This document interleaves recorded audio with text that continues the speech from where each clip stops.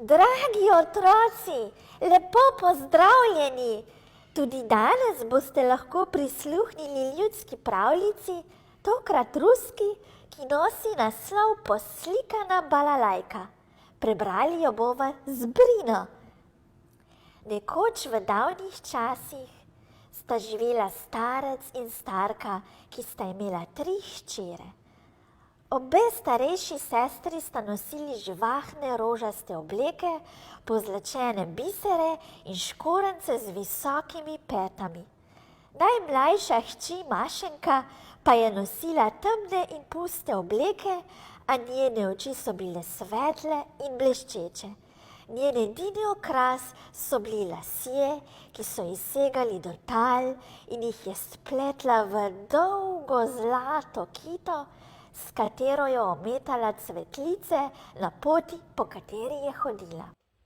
Starejši sestri sta bili leni in sta brezdelno posedali okrog kot 2 odlični dami. Mašenka pa je vedno pridno delala po hiši, na polju in v vrtu. Oplela je zelenjavo in nasekala drv, pomolzla krave in nahranila race. Sestri sta jo pošiljali sem in tja, da je delala namesto njiju, vendar se ni pritoževala. Tako jim je teklo življenje, dokler se ni starec nekega dne odpravil s pridelkom na trg. Pred odhodom je obljubil hčeram, da bo vsaki prinesel darilo, zato jih je vprašal, kaj si želijo. Prva hči je rekla: "Kupi mi ogrlico iz srebra in zlata." Druga hči je rekla: "Kupi mi kos rdečega žameta." Mašenka pa ni rekla ničesar. Starec je stopil k njej in jo nežno vprašal: "Mašenka, deklica moja, kaj naj kupim tebi?" "No, dragi oče, rada bi balalajko, celo poslikano s cvetjem in živalmi, ljudmi in hišami moje ljube Rusije."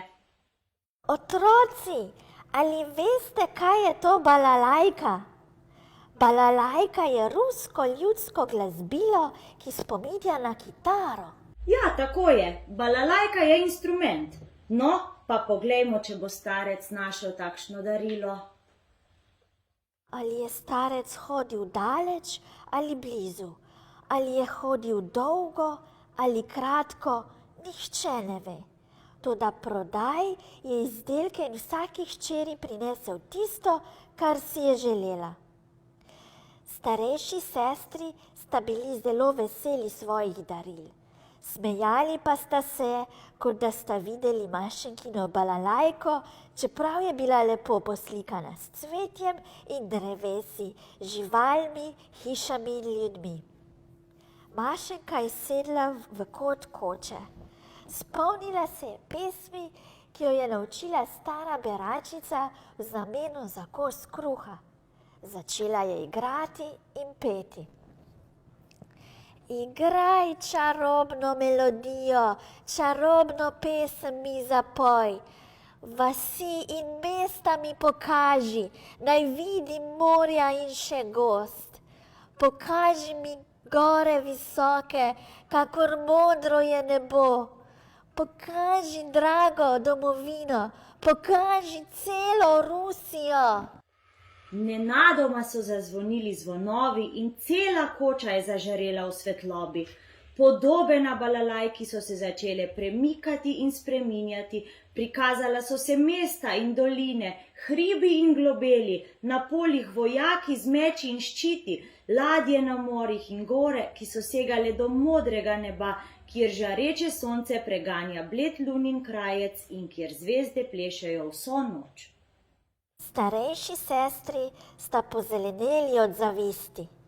Mislili sta samo še na to, kako bi dobili Mašenkino balalajko. Mašenka pa se ni hotela ločiti od svojega dragega glasbila in je vsak večer igrala nanj in pela. Nekega dne starejši sestri tega nista mogli več prinašati in sta se odločili, da jo zvabita v gozd. Pridi, mila sestra, sta rekli, pojdimo v gozd nabirat jagode, očeti in materi bomo prinesle gozdnih jagod. Skupaj so odšle globoko v gozd, vendar niso našle nobenih jagod. Mašenka je sedla k drevesu, začela je igrati in peti. Igraj čarobno melodijo, čarobno pesem mi zapoj.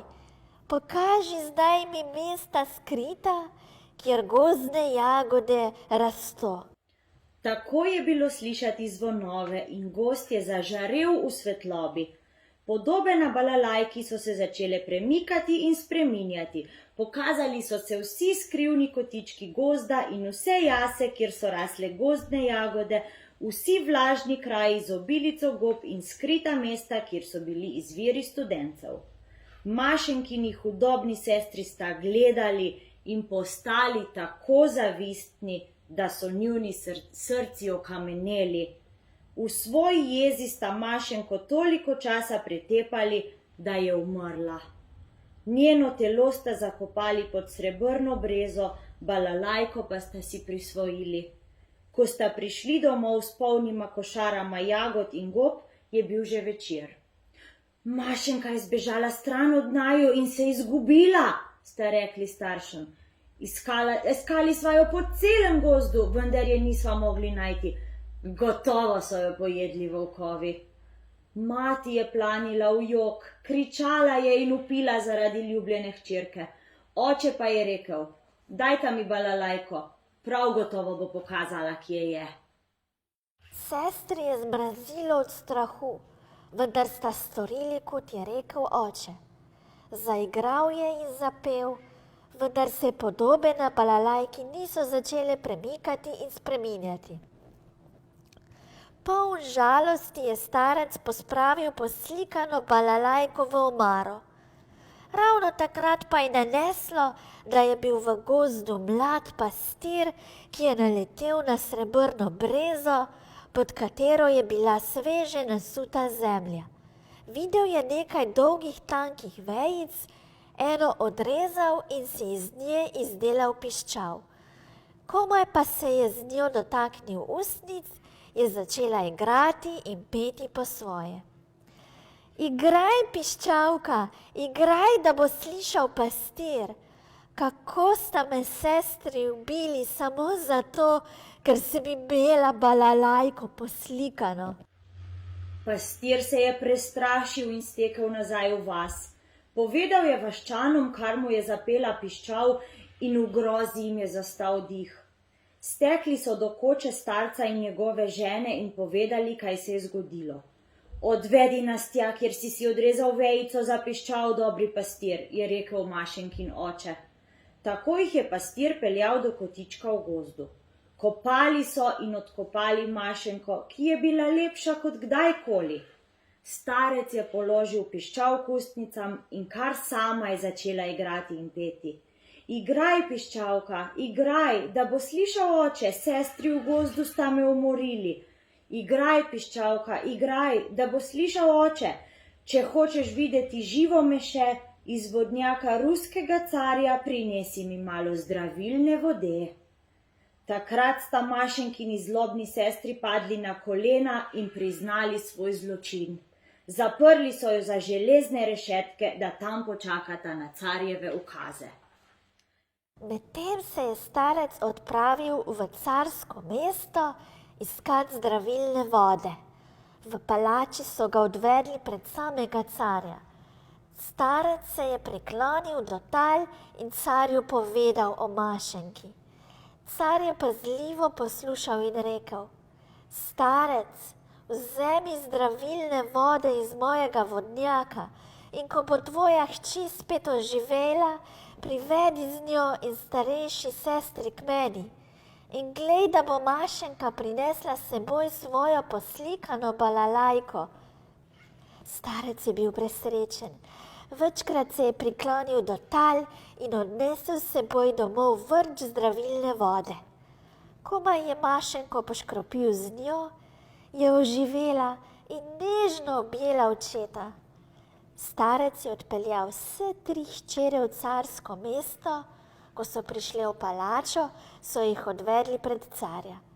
Mašenka je stala pred carjem, ljubka kot pomladni cvet, njene oči žareče kot sončni žarki, obraz lep kot nebo ob zori in po licih so ji tekle solze najlepši biseri. Car jo je ljubeznivo objel in rekel: Dobrodošla v moji palači, draga Mašenka. Veliko sem že slišal o tvoji poslikani balalajki. Prosim te za čast, da mi zaigraš nanjo. Mašenka je začela igrati na poslikano balalajko in peti. Igraj čarobno melodijo, čarobno pesem mi zapoj. Nenadoma so zazvonili zvonovi in celotna palača je zažarela v svetlobi. Podobe na balalajki so se začele premikati in spreminjati.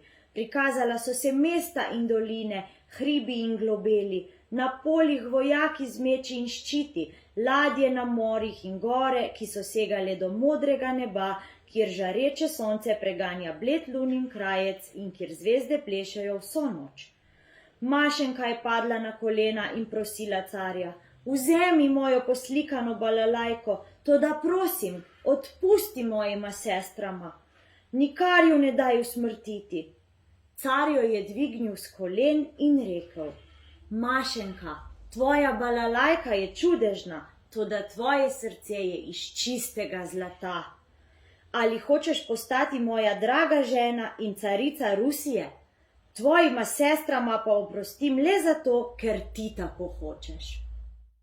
Mašenka je dobila blagoslov staršev in se poročila s carjem ob vsesplošnem veselju in praznovanju.